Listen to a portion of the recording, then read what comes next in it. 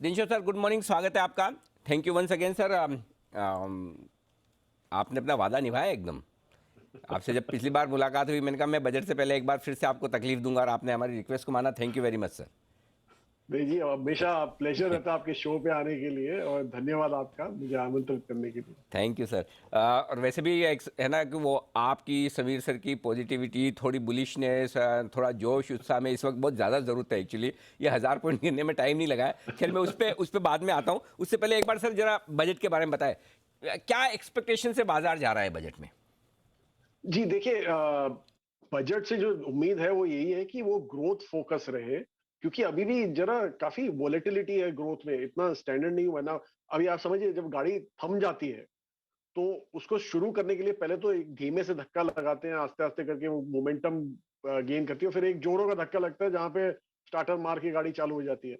तो यहाँ पे अभी जो धीमे का धक्का था वो तो आरबीआई ने जितना लगाना था लगा लिया, उनकी मॉनेटरी पॉलिसी पूरी एग्जॉस्ट कर दी है उन्होंने।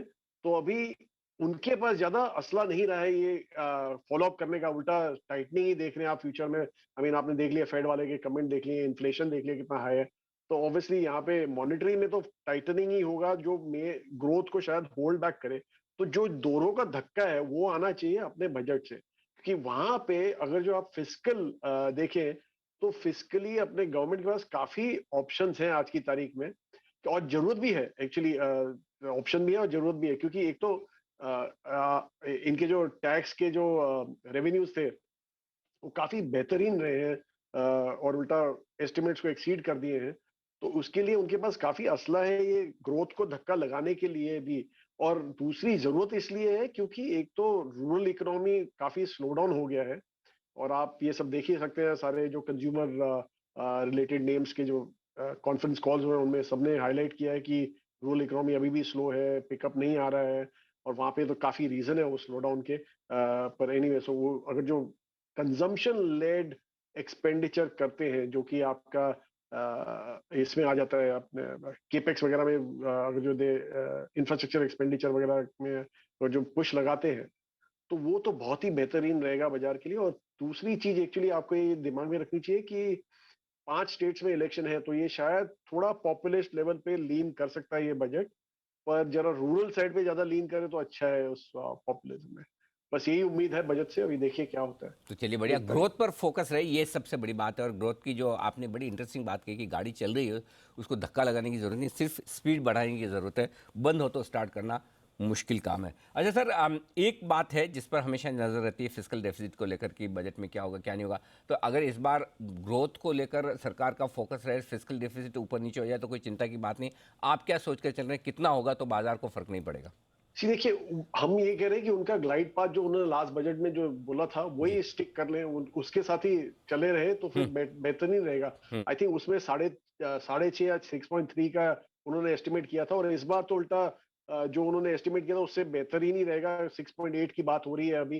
तो अगर जो वो भी मैनेज कर लेते हैं तो बहुत ही बढ़िया है। और एक्चुअली डेफिसिट का अभी आज की तारीख में इतनी ज्यादा चिंता नहीं होनी चाहिए, couple of basis point here and there, क्योंकि है अपने पास अभी काफी मतलब जैसे रेवेन्यू स्ट्रीम आपने देख लिया है काफी जोरों का आ रहा है, तो उसके चलते इतना ज्यादा इम्पैक्ट नहीं होना चाहिए गवर्नमेंट को। दूसरी चीज जो मैं बताना भूल गया शायद आपको, इस ये डेफिसिट कंट्रोल करने के लिए उनको एक डेट का भी पुश लेना पड़ेगा, क्योंकि वहां पे अगर जो हम लोग ग्लोबल बॉन्ड इंडाइसेस में इंक्लूड हो गए तो उसके चलते तो गवर्नमेंट के पास काफी ब्रीदिंग स्पेस मिल जाता है डेट के बेसिस पे, क्योंकि आप अगर जो वो होता है तो एक तो इन्फ्लोज आपके डेट में बहुत ही बढ़िया होंगे, और दूसरा जो आपके लॉन्ग टर्म रेट्स है 10 ईयर बॉन्ड यील्ड वो थोड़ी सॉफ्ट हो जाएंगे, तो गवर्नमेंट के पास काफी ऑप्शंस रहेंगे वहां बढ़ाने के लिए, और बैंक्स के ऊपर भी प्रेशर कम हो जाएगा टू गवर्नमेंट को लेंड करने के लिए। तो अगर जो वो होता है, और वो उसके लिए ज्यादा टिंकरिंग नहीं चाहिए बॉन्ड ग्लोबल बॉन्ड इंडाइसेस में इंक्लूड होने के लिए, बस आपको टैक्स रेट जो है बॉन्ड्स के ऊपर वो थोड़े फॉरेन इन्वेस्टर्स के लिए थोड़े लीन मतलब थोड़ा लीनियंट होना पड़ेगा वहां पे। तो देखते हैं अगर जो वो सब होता है तो फिर बहुत ही बढ़िया है। और ओके, तो ये है आपके लिए बढ़िया बात है कि अगर फिस्कल डेफिसिट का आंकड़ा पिछले साल वाला मेंटेन कर दे। अच्छा सर, बजट के पहले बाजार थोड़े हल्के हुए, रीज़न कुछ भी रहे, चाहे एफआईज बेचे हो या चाहे ग्लोबल मार्केट्स हो, लेकिन क्या ये अच्छी बात है कि अगर पहले हम हल्के होकर जा रहे हैं तो बजट के बाद तेजी बनने की संभावनाएं बनती है? क्या व्यू बन रहा है मार्केट पर सर इस वक्त आपका? जी देखिए, अगर जो आप हिस्ट्री देखें तो जब भी बजट में ऐसे करेक्ट होके गए तो अच्छा ही हुआ है बाजार के लिए। पर वो अपार्ट आई थिंक अभी अभी जो रीजंस है वो थोड़े ग्लोबल ज्यादा हैं और डोमेस्टिक थोड़े कम है।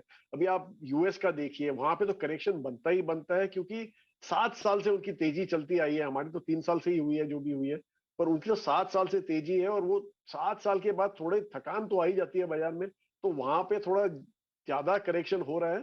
पर आई थिंक इंडिया जो है वो उसके इंडिकेशन फॉलो कर रहा है रादर देन, इसीलिए टेक में देखिए आपकी जोरों की मंदी आ जा रही है हिंदुस्तान में।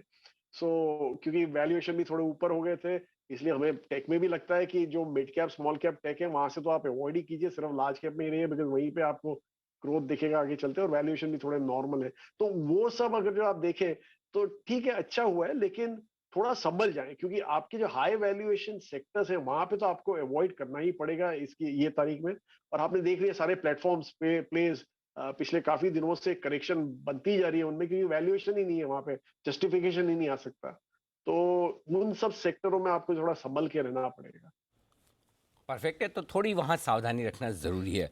अच्छा सर, मैं इस साल के लिए भी आउटलुक लेना चाहता हूँ एक बार फिर से आपसे, क्योंकि एफ आई की बिकवाली थोड़ा सा परेशान कर रही है लगातार 3 महीने से। ऐसा लगता है कि थोड़ी रुकेगी फिर से, और इस बार तो ज़्यादा उम्मीदें ये भी थी कि चलिए जनवरी में नए एलोकेशंस होते हैं। कोई खास वजह आप देखते हैं सर बिकवाली की? सी बिकवाली का तो वजह कुछ खास है नहीं, बस यही है कि ग्लोबली अगर जो आप वहां पे जैसे मैंने बताया आपको, यूएस में टेपरिंग इंटरेस्ट रेट हाइक की बात हो रही है, तो उसके चलते हमेशा पैसा सकआउट ही होता है सिस्टम में से, और वो ही आई थिंक जारी है आज की तारीख में। पर अल्टीमेटली ये होता है कि पैसा अपना एक लेवल, लिक्विडिटी बोलते हैं, इसीलिए लिक्विडिटी बोलते हैं क्योंकि एक लेवल फाइंड करता है, और वो लेवल वहां पे फाइंड करता है जहां पे ग्रोथ ज्यादा है। और फॉर्चुनेटली हमारे मार्केट मतलब हमारी इकोनॉमी वगैरह में तो ग्रोथ काफी अच्छी है। तो आई थिंक एक अभी के लिए तो सारी जगह से पैसा सकआउट हो रहा है, लेकिन अल्टीमेटली आई थिंक डायरेक्शन वहीं पे आएगा जहां पे ग्रोथ होगी। और होपफुली इंडिया, जैसे पास्ट में भी आपने देखा है कि जनवरी में कुछ ज्यादा ही बिकवाली आती है अपने एफआईएस की हिंदुस्तान में, पर अल्टीमेटली ग्रोथ, अल्टीमेटली वापस इनफ्लो आ जाते हैं। तो आई थिंक वो सब आपको आगे चल के ही दिखेगा। अभी के लिए तो आपको प्रेशर ही दिखेगा मार्केट में on terms of FI selling के हिसाब से। ठीक बात है। अच्छा सर, बजट से पहले या बजट के बाद अगर निवेश करना हो, कौन सी थीम्स आपको लगता है कि ठीक रहेगी, या बजट के बाद इंतजार करें उसके बाद करें? जी देखिए, अभी के लिए तो हमें तो ऐसा लग रहा है कि फाइनेंस सेक्टर, उसमें तो आपको बहुत ही मतलब यही मौका है आपका, जहां पे भी आपको करेक्शन दिखे, बैंक्स में, एनबीएफसीज में, जहां आपको लगे, इंश्योरेंस में, वहां पे आप घुस सकते हैं। क्योंकि आप ये देखिए कि अगर जो आप एक तो बॉन्ड इंडाइसेस की मैंने बात की, इंक्लूजन की, अगर जो short term long term rates थोड़े सॉफन होते हैं, तो बैंक्स के लिए तो बहुत ही ब्रीदिंग स्पेस आ जाता है। दूसरा, जब भी आपका इंटरेस्ट रेट साइकिल पिकअप होता है, तो आपके जो नेट इंटरेस्ट इनकम होती है वो हमेशा एक्सपैंड होती है, मार्जिन एक्सपैंड हो जाते हैं और इनकम बढ़ने लगती है। क्योंकि आपकी जो लेंडिंग है वो तो आपने उसमें दी हुई, फ्लोटिंग रेट पे दी हुई है, लेकिन जो आपकी बोरोइंग है वो नॉर्मली फिक्स रेट पे होती है और लॉन्गर टर्म होती है। तो बोरोइंग एडजस्ट होने में टाइम लगता है, लेकिन जो लेंडिंग होती है उसमें तो इमीडिएट इम्पैक्ट आता है, तो निम्स विल इंक्रीज। तो उसके चलते बैंक्स के लिए तो बहुत ही बढ़िया है, एनबीएफसी के लिए बहुत बढ़िया है, और इंश्योरेंस के लिए तो वैसे ही हमें अच्छा लगता है पूरे बीएफएसआई सेक्टर को लेके। सो आई थिंक वहां पे आपको रुकना नहीं चाहिए, वहां पे जो है आप जो आपको ठीक लगे, जहां पे आपको वैल्यूएशन ठीक दिखते हैं, वहां पे आप ले लीजिए। दूसरा, आईटी में मैंने बोला लार्ज कैप आईटी फिर भी ठीक है, थोड़ा आपको थमना है तो थम जाइए, लेकिन mid cap small cap IT छोड़ दीजिए अभी के लिए। और जो अदर दूसरे जो सेक्टर हमें अच्छे लगते हैं वो है फार्मा है to an extent, real estate है, होटल सेक्टर है। तो ये सारे सेक्टर्स हैं जो हमें जरा ठीक ठीक दिखते हैं और अच्छे दिखते हैं आगे चल के। सो उसके हिसाब से ठीक ही है। बिल्कुल, तो बैंक्स, एनबीएफसी, इंश्योरेंस आपके हमेशा से पसंदीदा सेक्टर रहे हैं, अट्रैक्टिव भी लग रहे हैं, नतीजे भी दमदार आ रहे हैं सर। देखिए क्या प्राइवेट सेक्टर बैंक्स रिजल्ट दे रहे हैं, मतलब एकदम ऐसा सरप्राइज नहीं हो रहा सर? आईसीआईसीआई, बंधन, ये सारे जो रिजल्ट आ रहे हैं गजब के रिजल्ट है। जी देखिए, आईसीआईसी में इतना सरप्राइज नहीं था, मतलब हम एक्सपेक्ट कर रहे थे अच्छे रिजल्ट, अच्छा। पर कुछ ज्यादा ही अच्छे आ गए, वो तो बात अलग है। पर उनका एक्चुअली था भी उनके लिए, उनका जो फोकस रहा है ऑन क्रेडिट कार्ड्स और ऑन रिटेल लोन्स, उसमें तो हमें लग रहा था कि ज्यादा जोरों का ग्रोथ आ सकता है, और वो आ गया। तो इसलिए, और बाकी सारे बैंक्स में भी जैसे मैंने बोला कि ये सरप्राइज रहेगा, आई थिंक ये अगले 2-3 क्वार्टर में ये सरप्राइज देते ही रहेंगे पॉजिटिवली। सो बने रहिए यहाँ पे। ओके, तो ये है आपके लिए पूरा का पूरा आगे का एक्शन, बजट के लिहाज से भी और इन्वेस्टमेंट के लिहाज से भी। दिनेश सर, बहुत बहुत शुक्रिया आपका।